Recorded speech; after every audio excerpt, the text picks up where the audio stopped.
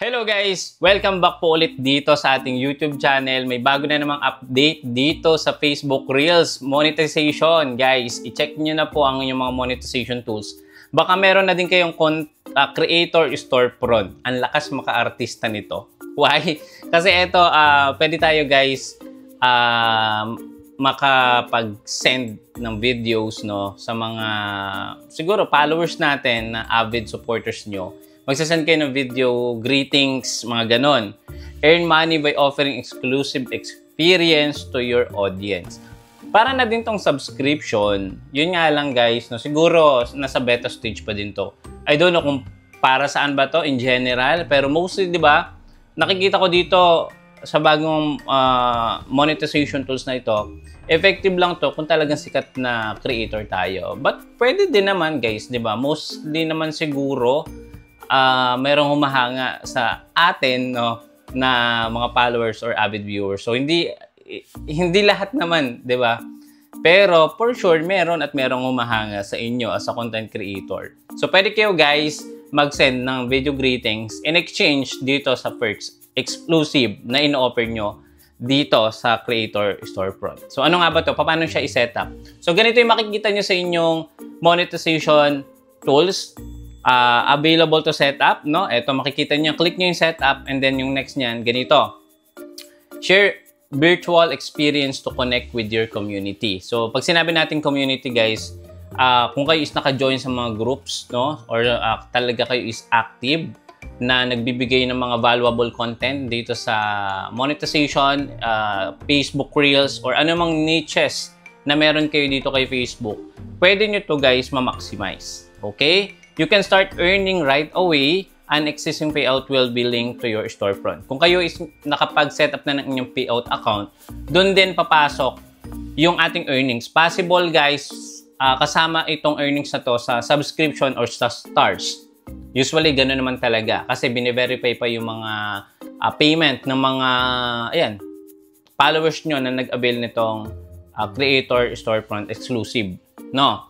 So, alam naman natin, dalawa yon, magkaiba. Yung ads on Reels or in-stream ads, iba yung invoice. Then yung stars and subscription, alam ko magkasama. So possible, nakikita ko dito, yung earnings nyo, makikita nyo din doon sa isang invoice, which is doon sa stars. Or nakalagay naman doon, naka-indicate doon yon. Unlock a new way to earn. Sabi dito, engage with your existing followers by providing them a direct and flexible way to connect with you. So, siguro ito talagang nag-update, no? Nag-experiment sa Facebook. Ano nga ba yung mas mabibigay pa na experience sa mga creators. And alam naman natin guys, sa stars talaga, maraming kumita sa stars. Marami talagang nagkaroon ng community dito sa Facebook, lalo-lalo na sa monetization.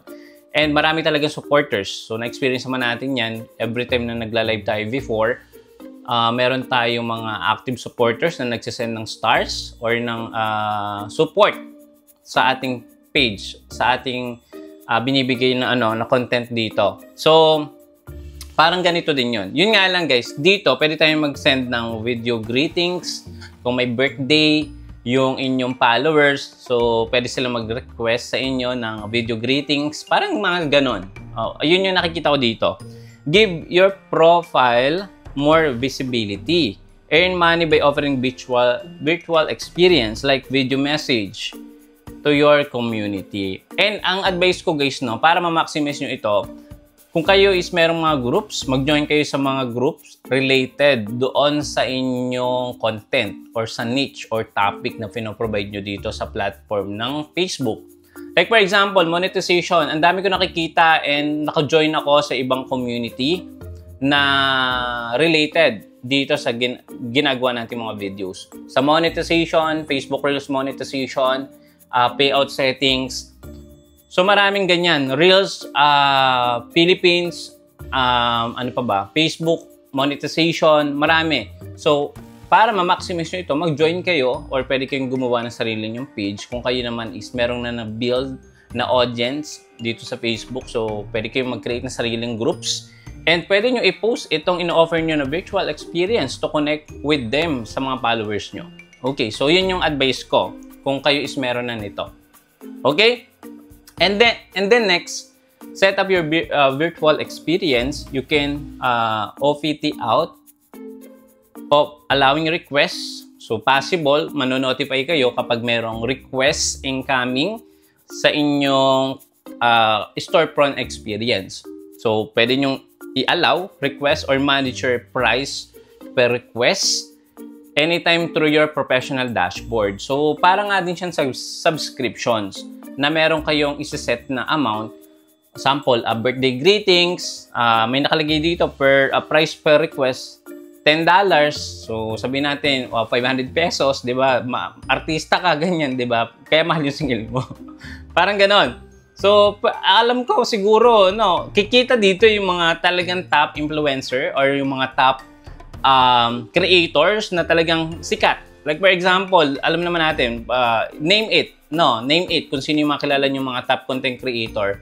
And, meron silang ganitong monetization tools, di ba? So, pwede siguro kung sikat na sikat yung yung artista, 'di ba? Pwede siyang maglagay dito ng mas malaking amount in exchange of virtual greetings, 'di ba? Parang ganoon, 'di ba? Which is talaga namang ang galing ni Facebook na naisip nila ito na talagang pabor sa mga sikat na artista, influencer, creators etong monetization na to. So yun yung nakikita ko, guys.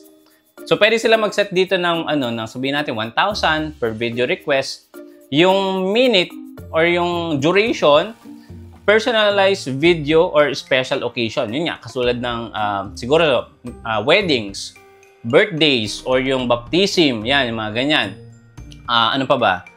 Yung may mga special occasions, graduation, yan. So sample, kung gusto nyong sendan yung anak nyo and sample, idol niya yung mga sikat na artista, and then meron silang ganito na monetization tools. So, babayaran nyo lang yon yung video request, and then pwede kayong sendan nung creator or nung artista or influencer na mag-accept nung inyong video request.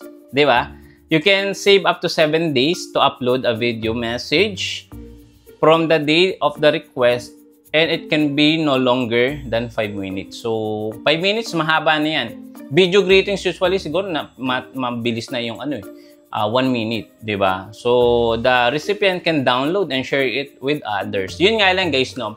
Pag sinabi natin kasing downloadable, ibig sabihin, ina-allow natin yung mga sinenda natin ng video request na pwede nila itong i-upload sa kanilang mga respective account sa Facebook or even pages. Which is, wala naman sigurong violation. Kasi nga, nagbayad naman kayo ng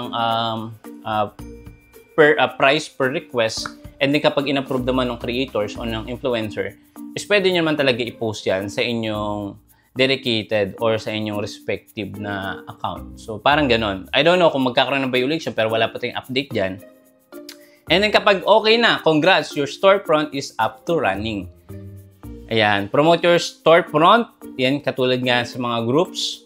Pero kung ikaw is artista, sikat ka, di ba, kilala ka, siguro hindi mo na kailangan mag-promote pa. Sila na mismo yung lalapit sa'yo para mag-request ng video greetings. Siguro kung sikat ka, no, ito lang gagawin mo everyday. Mag-happy birthday, congrats, yan lang, di ba? Best wishes, yan lang sasabihin mo at pwede ka nang kumita dito kay Facebook. Keep doing what you love, di ba? Review your onboarding guide. You receive an email on how to manage your storefront. So, may mga following naman yan, setup or update regarding dito. So, yun lang guys yung masasabi ko dito sa bagong update ni Facebook. Hopefully guys, nalinawan tayo at nagkaroon tayo kahit konting idea. And kung kayo is meron na nito, why not i-set up nyo na din? And malay nyo, di ba, meron kayong mga secret admirer na gusto talaga kayong hinga ng video greetings. Parang ganun. So, set up nyo na, and kung bago ka pa lang dito sa ating YouTube channel, don't forget to subscribe. Click the bell notification para kapag meron tayong mga ganitong update, manonotify kayo kagad. See you again sa next video. Bye-bye!